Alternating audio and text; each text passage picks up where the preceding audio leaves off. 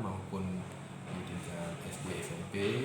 Saat ini kita sedang melakukan pemetaan dan pendataan, dan alhamdulillah hampir rampung semuanya.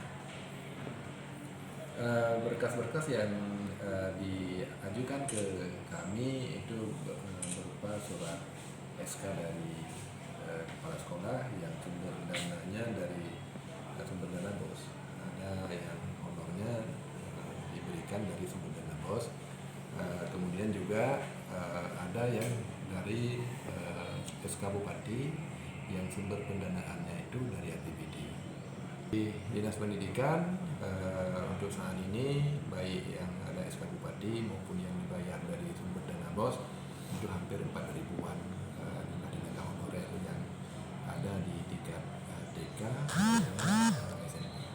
Apakah Dengan ada pendataan ini, jadi tenaga honorer yang non ASN yang ada di sekolah ini barangkali sebagai pemetaan dan pendataan, dan dengan ada pendataan ini pemerintah atau memang Dinas Pendidikan sendiri itu tahu berapa jumlah tenaga honorer yang ada di setiap satuan pendidikan.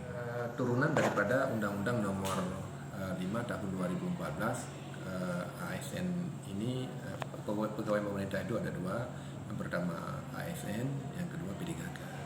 Kemudian peraturan pemerintah nomor 49 tahun 2018 menyangkut dengan P3K. Barangkali ke depan dengan ada pendataan ini pemerintah juga sudah bisa memetakan berapa kebutuhan tenaga guru atau tenaga pendidikan di Kabupaten Aceh Selatan. ini ada